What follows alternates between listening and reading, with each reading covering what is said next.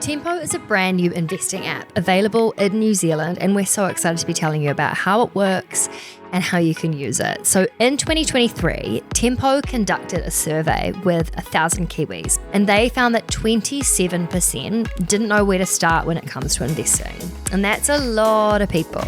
So the great thing about Tempo is that their goal is to take the guesswork out of investing. So when you sign up, they ask questions like, how do you feel about the idea of your investments going up and down? Because some do more than others. You tell them how much you want to save, and they recommend a mix of their funds for you. It's guided investing. So you're getting investment advice from the experts, which is very, very cool. And because they track your goal progress so they can see actually how you're going, they can also recommend that you change your investments and the mix of how you've invested over time, which is really great. So if you would like to try Tempo, you can get a $10 kickstart into your account. And if you would like to learn more about Tempo, you can head to the link in the podcast show notes. Rach, you're back again. I'm back.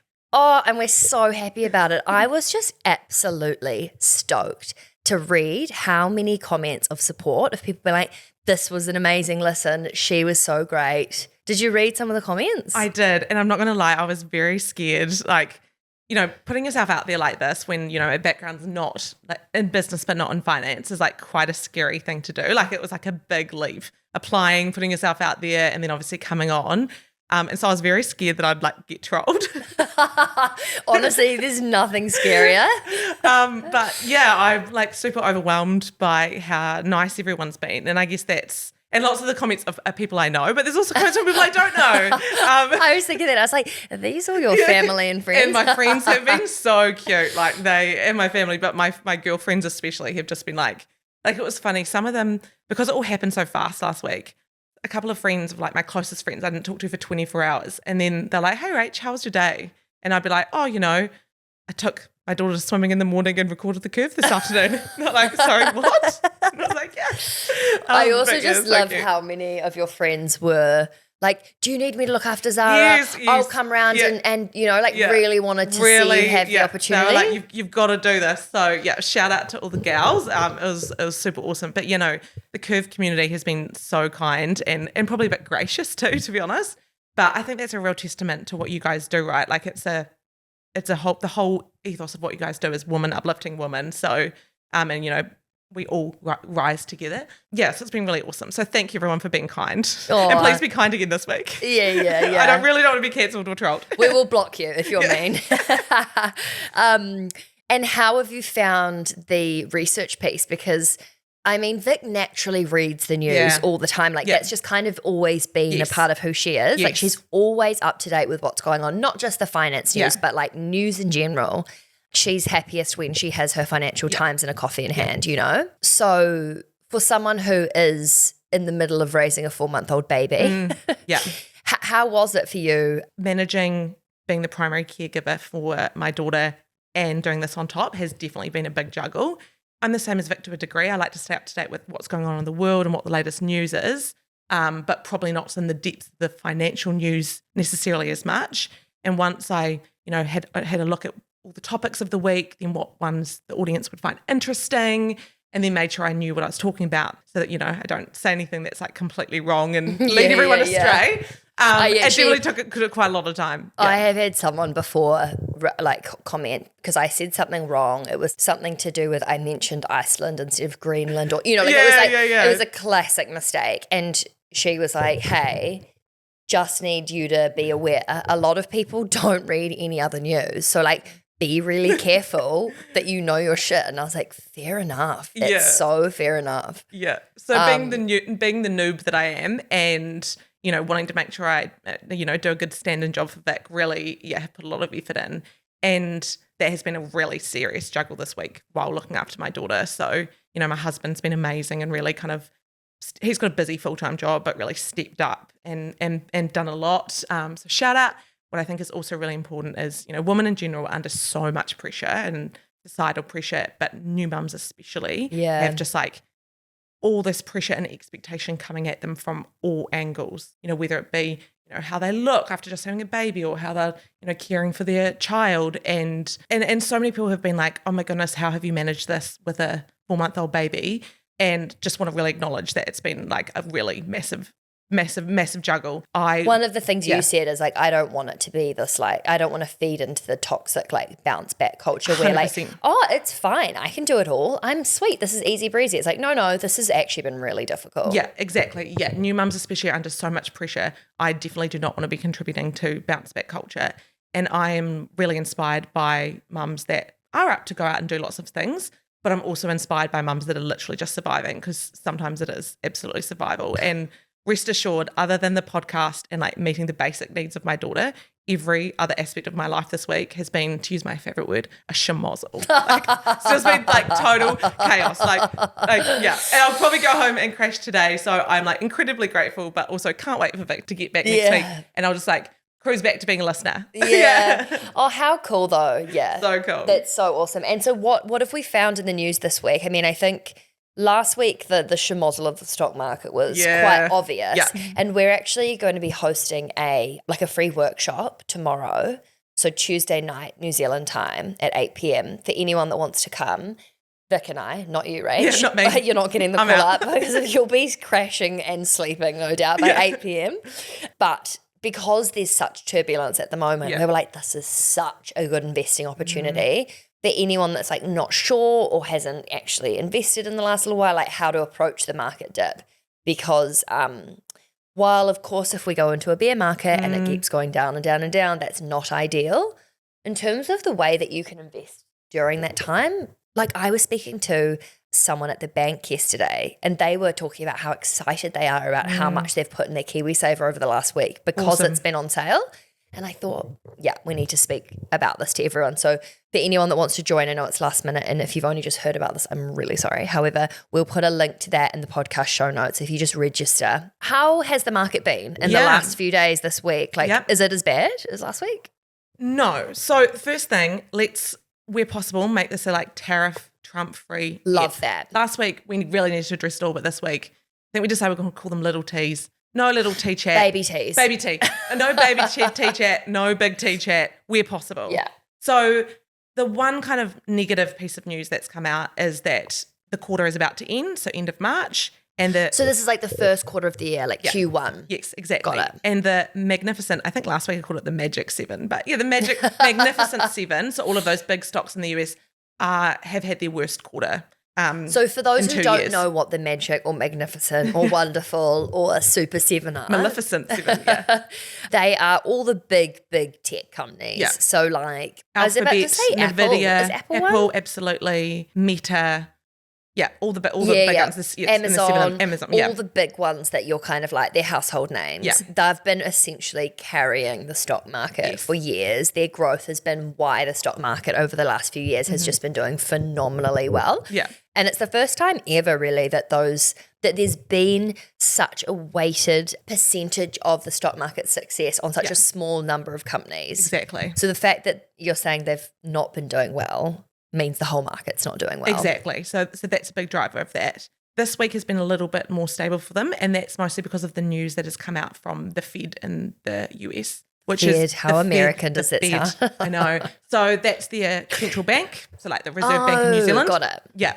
And so they came out saying that they're going to keep interest rates at its current rate in the US. So interest rates are the price that you can borrow money. Yes. They've basically, the Fed have come out and said it's not going to be going down. So the rates are going to stay as they are. Was that the announcement? Yeah. So the announcement was they're staying as they are, but they have indicated that they're going to cut it 2 more times over the rest of the year. Oh, so it's not like great news now, but it's coming. Yeah, yeah. So the Fed have said things are looking a bit gloomier than we expected because of all the stuff going on. Which we won't mention. And so by indicating that they're going to cut the interest rates, that means that they are wanting to stimulate demand. And so we saw this a lot through the pandemic where a central bank says we're going to drop interest rates, then people feel more confident to borrow money because the cost of borrowing money is less. Because it stimulates the economy, right? It stimulates growth. People are like, oh, well, I should do that because it's low. This is a deal. It's kind of like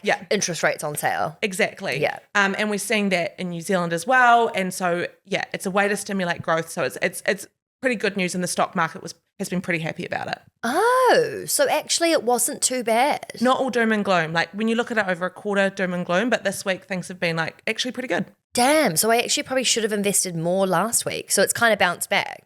It's bounced back a little bit. Things haven't skyrocketed, so you've probably got a little bit more time. But Okay, yeah, great. it's definitely things are kind of shifting around. Okay, love that. The Asian and European markets have also continued to see uplift. And we spoke about this last week, Yeah, didn't we? We said Europe might have some, uptake. There might be some stimulation happening there. Yes. Maybe can we think of a new word than stimulation? Yeah. Just feels Yeah, like it feels really sexual. Like it's stimulated in Europe. Positively impact, Yeah.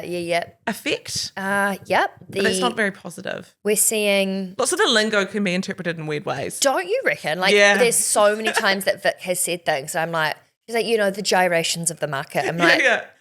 why does this sound like we're having sex with the stock market? Like, it's so weird. Okay, so Yeah. it's being stimulated, Yeah. and we'll leave that for now and come back to it. But Yeah. so Asia and Europe Yeah. are like looking quite Yeah, good. everything's kind of like small but in the green. So yeah, so it's been a reasonably positive week. Tesla, got to chat about them. Oh my God, yes. What's happening? So at the beginning of the week, they had a bit of a rough start with heaps of EV news coming out of China. Yes, because something. What was it? I love that I'm pretending I know. I don't. So BYD. Oh yes, no, I did see something about this. So they announced that they are launching a battery that can charge as fast as a petrol engine can fill up, which is Are you huge. joking? Yeah. Oh my God. For anyone that has never driven an EV before, you have to plan your life around charging that car because it is not quick. And often you'll go to a charging port and there's 3 people waiting.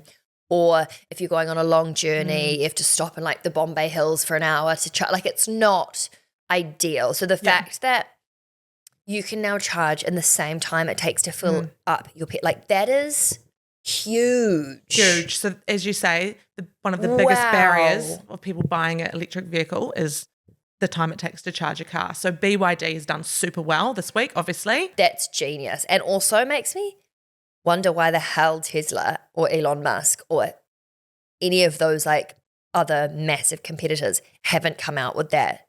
Like you would think that would be the number one focus. You would. For any EV company. And also, sorry, with this news, does that then mean that they will be supplying those to other EV builders, or is it specific to and like patent technology for BYD? My understanding that it's exclusive to BYD. I mean, it would be clever, right? Yeah, because they're growing exponentially around the world. They're not yet in the US market because, anti kind of China sentiment. Because it's a Chinese company. Yeah, it's a Chinese company, yeah.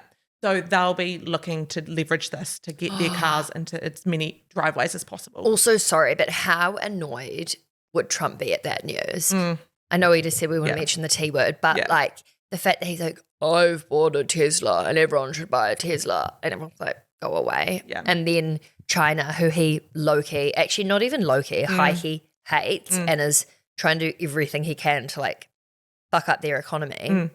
Have come out with this, he'll be like, Elon, sorry, not shit sorry. out. Yeah. So it's all pretty wild. But so that was the beginning of the week. And then the later stages of the week, Tesla's actually kind of bounced back a bit. What? Because there's been some news out of California.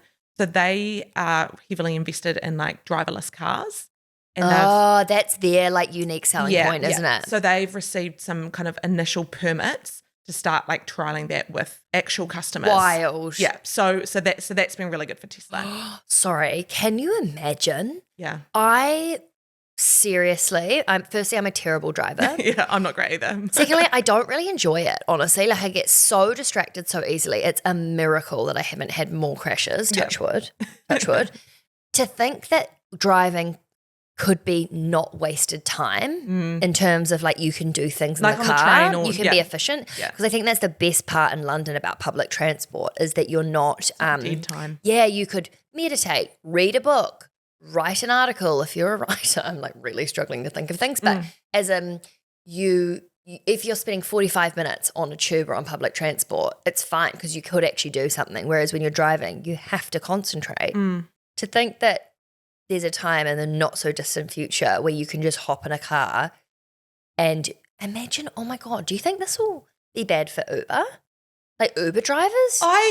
You're for Uber drivers. 'Cause, Yes, like, I was all going to of say us- for Uber as a business, like probably not because they'll jump on it. But yeah, if you're an Uber driver long term, like you might be out That's of a gig. scary. Yeah, you might be Yeah. out of a gig. Nvidia had a big conference this week. Ooh. They announced a new chip that has 40 times the performance of their current chip. Okay, so Nvidia is a really strong, well, probably the strongest company in the AI And space it's a right now. magnificent Magic. Magic one of them, Wonderful yeah. Super 7.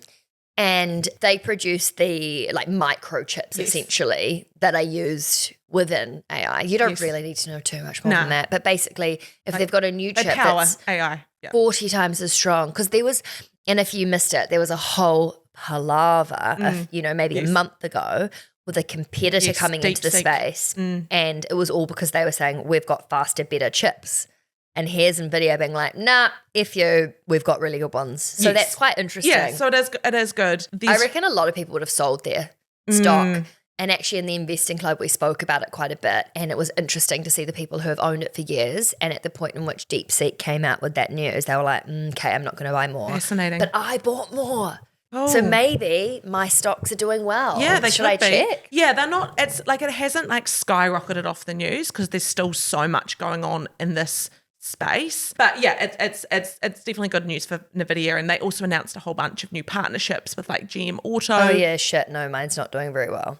It's down 3% from when I bought it. Yeah, because for the quarter it's been tanking. Damn. Yeah, so it's kind of like stabilizing, but this wasn't like a magic bullet to say, yeah, everything. Silver bullet, magic bullet. Magic? Yeah, magic bullet is a blender. No, I think it. Yeah. It's so I think I good. have one of those. It wasn't the silver bullet to say everything's back on track, but yeah, heading in the right direction. And yeah, they've announced some cool partnerships with GM Auto, Taco Bell, with AI. So it'll be one to watch to see how it recovers. God, I'm so into stock news. It's Yeah, really. I'm obsessed. I'm obsessed. I'm a finance bro. You are I'm a finance hoe. finance hoe. Look at that too. I am so, I live for this shit. I know. Like, I can't imagine. In fact, thank God we managed to find you because I couldn't have taken 2 weeks off this news. It's just so interesting. It is good. Hello, Sophie here. I would just like to let you know we've decided to do something a little bit different and a little bit fun, actually. What we thought would be really cool is to host a one-off workshop for anyone who would like to join about how the markets are currently on sale. And what I mean by that is because it's not doing very well, the stock market in general, you can actually get things at quite a cheap rate. So if you've been listening to this podcast and you've been thinking you want to invest but you haven't yet, it could be a really amazing time to get your foot in the door and actually make your first investment. And for anyone who is currently invested and maybe having a slight panic as they see things go down, then this would be a really cool opportunity to bring, lots of people in our community together and just have a discussion. You can ask lots of questions. We are going to be hosting this on the 25th of March. If you would like to come, it's totally free and we've put all the details in the podcast show notes. And then the kind of final market update. So we were meant to talk about this last week, but you and I both love yapping clearly. I know. We got a was bit that distracted. gold is at an all-time high and has been for the last week. Okay, so we spoke about this a while ago because gold has been one of those things because it does well in recession environments, doesn't it? When things are uncertain, gold does well because people look. It's something kind of Tangible. physical and tangible that people It's are like hold on to it. Yeah, Yeah. So so it's been at a record high for the last week, over 3,000 USD per ounce for the first time ever. Whoa. And it's kind of held around there. So one to watch. And you can invest in it through ETFs. We've actually spoken about Cool. a couple of Yeah. ETFs in the club. Yeah. So for anyone that wants to learn more about that or understand what the right gold investment is, we've got some really good stuff in the Curve Investing Club. Awesome. Gosh, there's so many fun things happening. So many fun things happen. Oh, love your research. Okay, what about Reddit? Because I feel like this was a company that went public not that long ago. A year ago, yeah. And they were one of the bigger companies that took the whole crowd sourcing type, like anyone can invest in it. They and I think it was a genius idea because they've got, I don't know how many millions of people that use that. I mean, I was looking the other day for something. I think, this is so random to be admitting, I think I have there's this thing called rejection sensitivity dysphoria. Okay.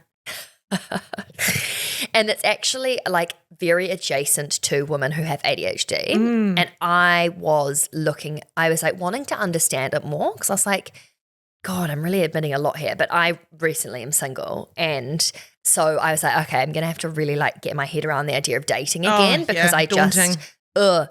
Anyway,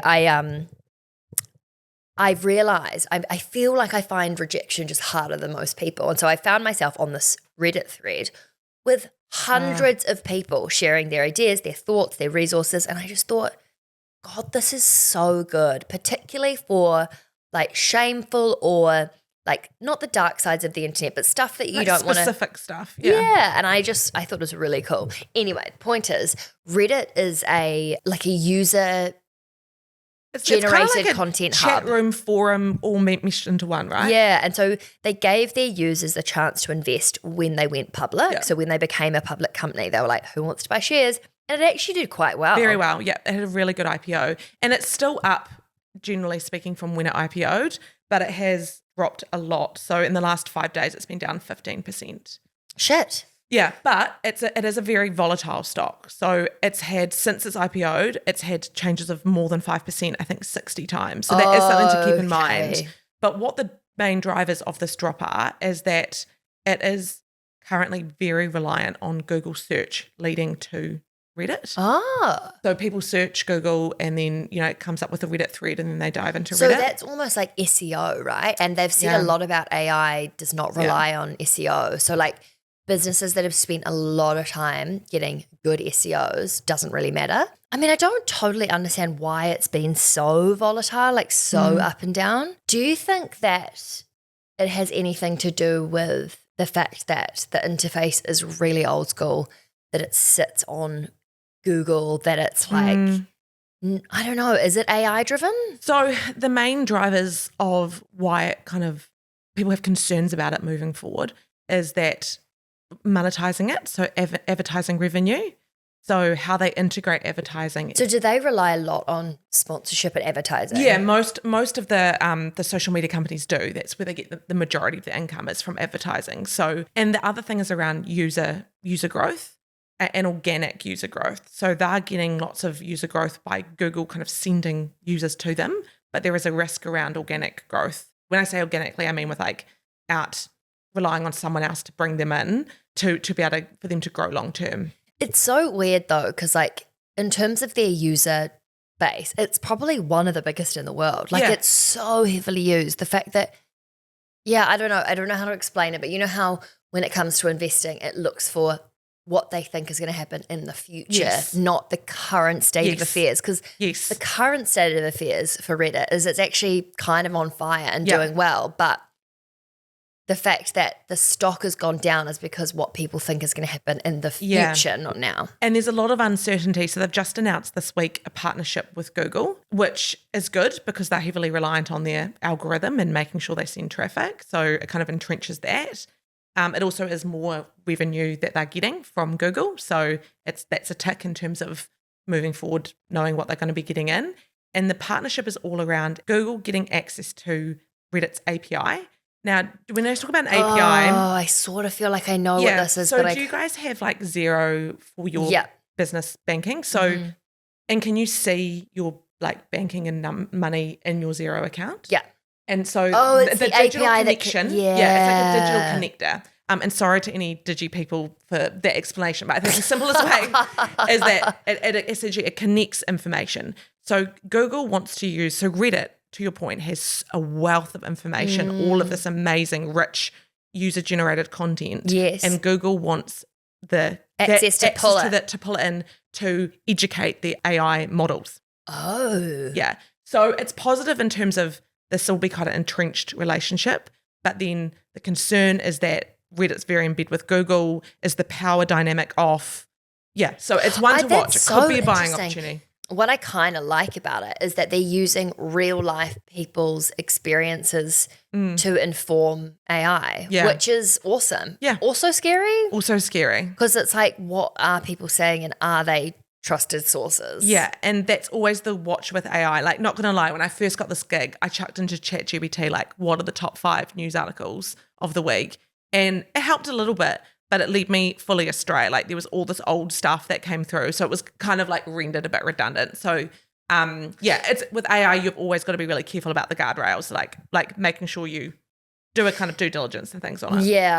Yeah, I must say, when I recorded this stupid video the other day, which of me with like literally a shopping basket on my head pretending to be the stock market. It was cute. For anyone that missed it on social media. Loved But it. I literally put into ChatGPT, how much is the stock market down in March? Yeah. And it was like down 7%. I was like, that's probably wrong, but I'm putting it on my hat anyway. Yeah.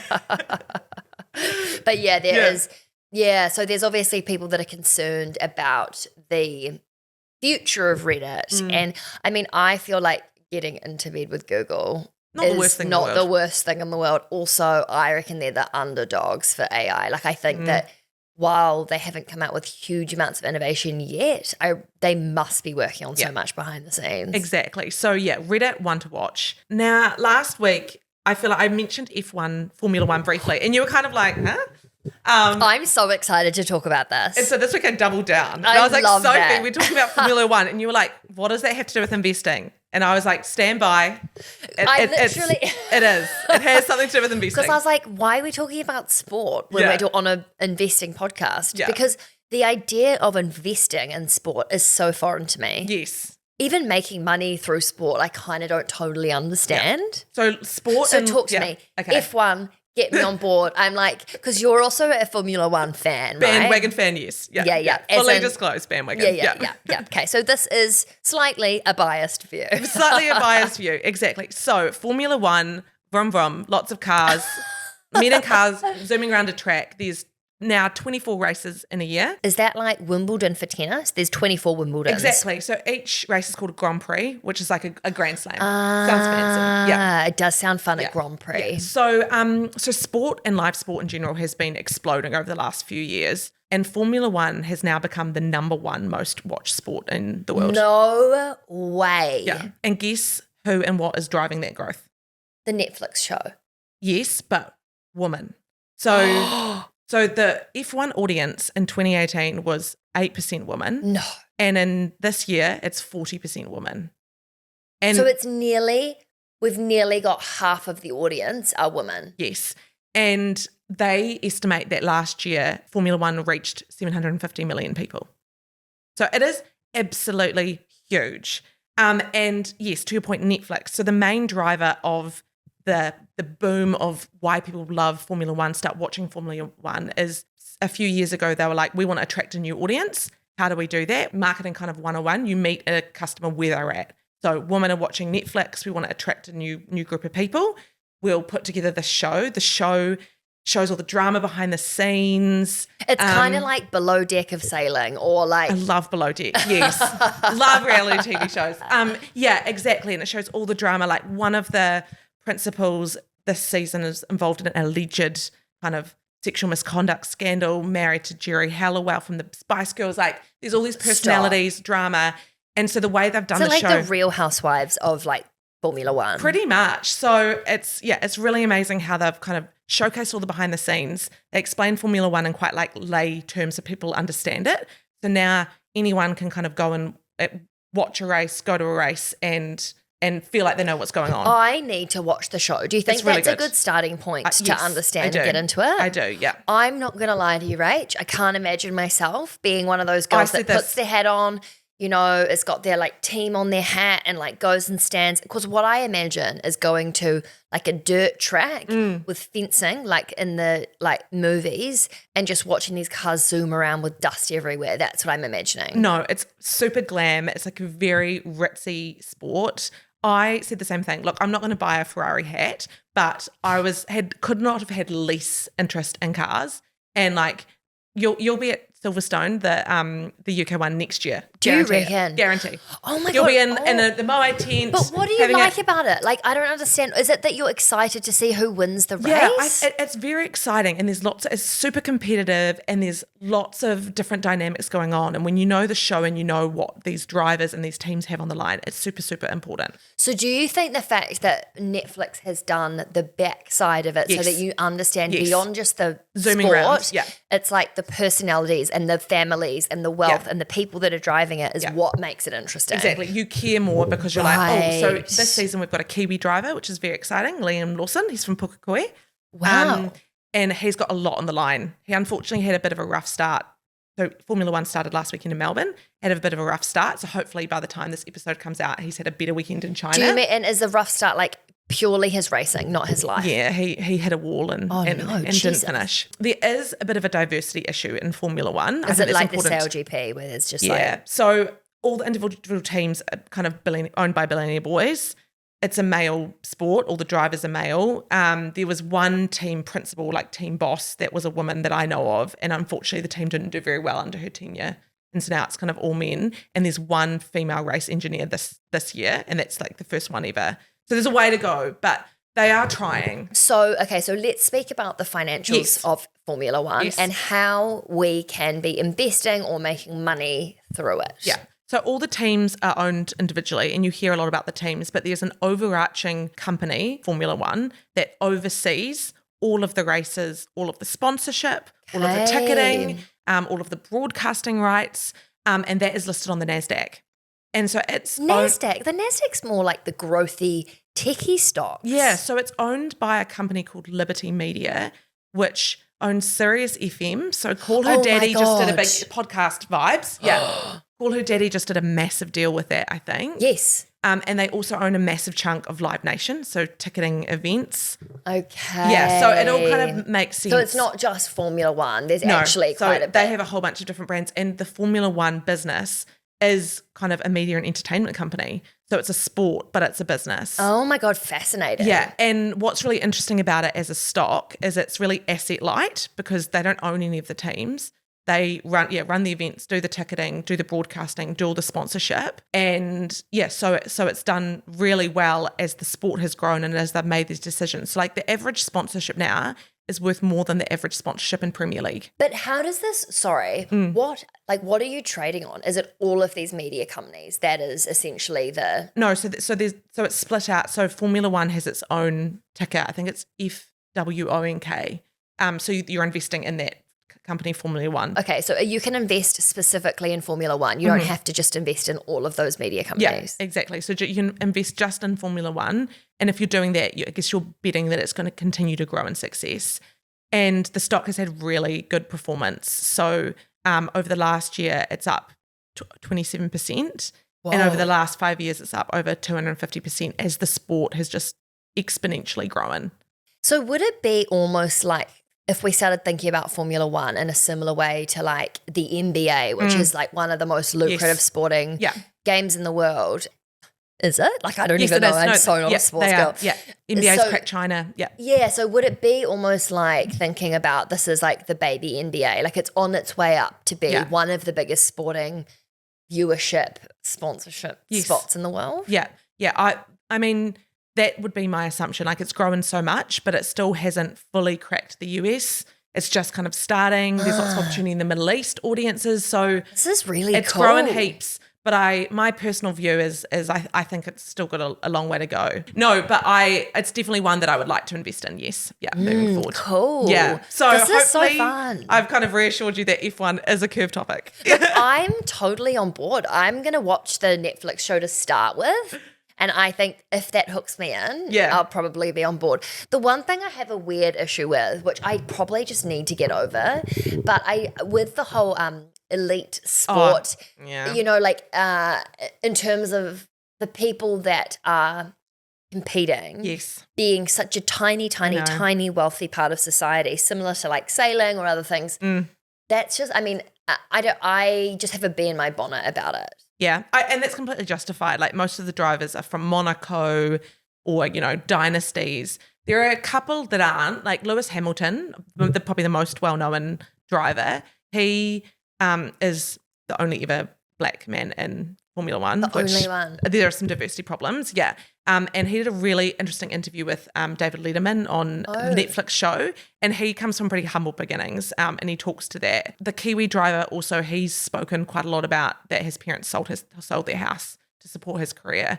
So there are some quite cool stories, but fundamentally it is very elite billionaire boys vibe. Do you think that if there were more people with humble beginnings and stories, that it wouldn't have that same grandeur or like appeal from like a Netflix standpoint. Like, do you think the reason that it is doing so well and that it will continue to do well is if it stays in that kind of like we're the Kardashians of the driving space? Yeah. I don't know. I think like now that more people watch it, more people probably more inclined to get into it. It's very expensive to get into. So that's, there's barriers to enter cost-wise. And they are doing a lot to promote female drivers. I think they've got a Formula series now for women. One of the cars is sponsored by Charlotte Tilbury, which is so fun. Oh, that is fun. Does it look like a lipstick or something? Literally it's pink. Oh, and there's some quite cool personalities coming through on the female side as well. So, yeah, it does have a little bit of bad taste about being very elitist, very male-dominated. But I think the bigger the sports grows, the more people will have access to it. Yeah. Also, the fact that you've said that it's gone from like whatever the percentage was to like 40% of women watching, and that's been such a massive growth story for them from an audience perspective, surely just means that the more women that start watching, the more women drivers we will see, the more blah, blah, blah. Yeah, like it just will. And that's why you're saying this is potentially a good opportunity to invest in, is because it's at the beginning of that. Like there's still a lot of ground to be made within the. I actually think it could be quite interesting to look at sport as investment in general across other sports, because Massively. We've seen like football, soccer grow heaps in Australia. There's been quite a bit of uptake where women are starting to wake up to the idea that if we start supporting sport and watching it, they get paid more and there's more equality, and it's a big circular thing. But because we didn't know that, I feel like a lot of us, I don't know, I want to pay interest in female sport purely as an activist, like exactly. Just to you're totally right. Yeah. The more that people watch it, the more it grows, the more they'll get paid. So let's do it. Let's just do one final mention of the recession situation in New Zealand, which is obviously New Zealand specific. So if you're not interested, you can end the episode now. But because there was some data that came out in the last couple of days. So yesterday data came out that the New Zealand economy has grown by 0.7%. So not a huge amount. But I'm going to say like context. Is that a lot? No. So it's not a huge amount. It's slightly more than economists were predicting. And we've been in a rut for a really long time. So it's kind of, that term that all the politicians like to use, like green shoots. So it's like spring is coming. So it's like spring is coming and like we're starting to see a little bit of growth. So it's kind of the first indicator. What's it called? Spring shoots? Green shoots. They always talk about like we're starting to see green shoots happen in the economy. So I have never ever heard that before. Green shoots. So it's basically the idea that like we're sprouting. We're sprouting. A seed is sprouting. A seed is sprouting. Exactly. So we're starting to see the signs that things are, starting to turn around. So that by no means that overnight suddenly there isn't a horrific cost of living crisis and people aren't absolutely struggling. But I think everyone's feeling like a little bit positive, a little bit buoyant that things are kind of starting to head in the right direction. And it's like very slowly. Amazing. Yeah. That's really cool. So fingers crossed. So growth is a good thing, generally speaking. So spring is sprung. Spring is sprung. The sprouts are out. The sprouts are out. What type of sprouts? Don't know. But yeah, so that's good news. So yeah, slightly higher than predicted. We'd been in a recession for a while, in a bit of a rut.